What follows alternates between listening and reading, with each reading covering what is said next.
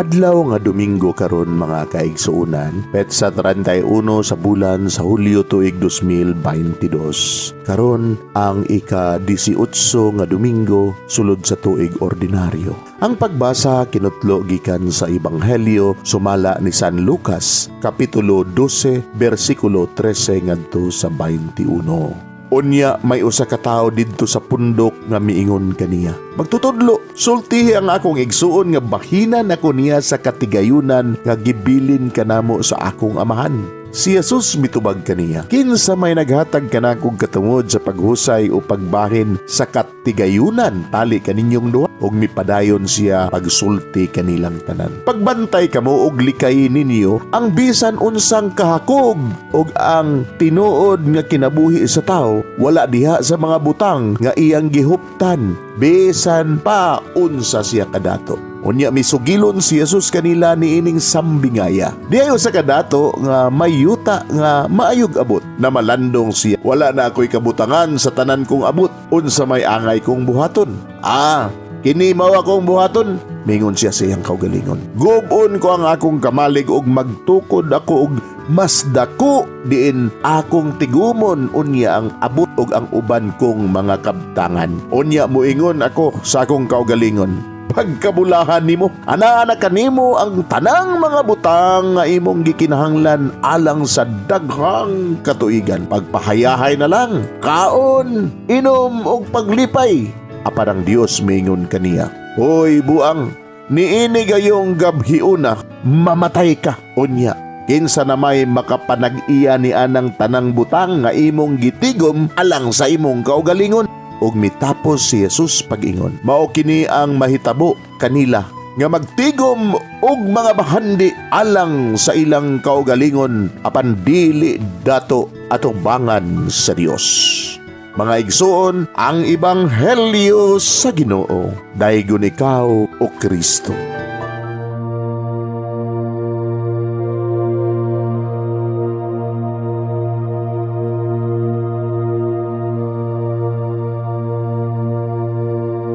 Pagampo sa dili pa magsugod sa trabaho.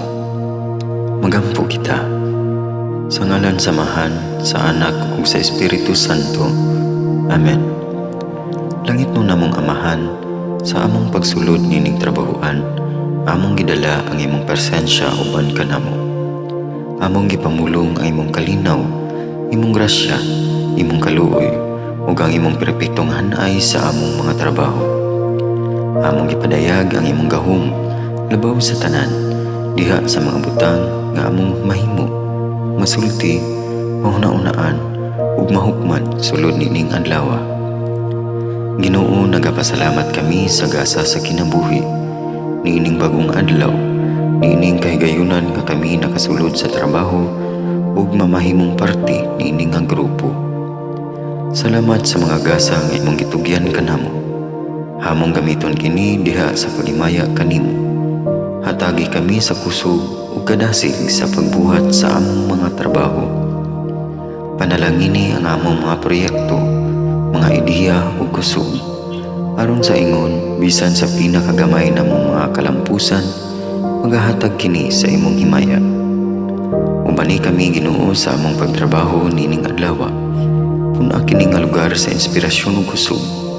Tabangi kami nga magtrabaho isip usa ka grupo nga mapakita sa usag-usa ang kamaayo. Himuha kami nga maayo nga makabot namo ang mga butang nga kinahanglan namong buhaton. Himuha kini nga lugar nga puno sa kalipay ug panagigalaay. Ug kamugaway ug kalinaw ang mapatigbabaw niining dapita. Ginoo, kung kami anaa sa kalibog, giyahi kami. Kung kami muwadaan sa kadasig ug paglaom, dasiga kami. Himuha nga ang trabaho nga among gihimo ug ang paagi sa among paghimo niini makahatag unta kini ug hugot nga pagtuo, kalipay o pahiyom sa tanan nga among mahimamat karong adlaw. Panalangini ang among mga pamilya, among Pinoy-anan, among nasod. Himua nga magmatidud-anon kami sa pagtagad ug pag-amuma sa kalikupan ug sa tanang may kinabuhi diha sa pagbuhat kanamo sa pagkabot sa imong pangandoy alang sa hustisya ug kagawasan.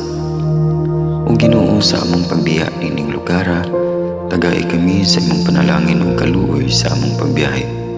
Panalangini ang among mga pamilya ug Pinoy-anan nga anaon ta sa maayong kahimtang sama sa among pagbiya kanila. Ginoo, salamat sa tanang butang nga imong nabuhat, sa tanang butang nga imong gibuhat ug sa tanang butang nga imong buhaton pa. Sa ngalan ni Jesus, among giampo diha sa tumang pagigugma ug pagpasalamat. Amen. Sa ngalan sa Amahan, sa Anak ug sa Espiritu Santo. Amen.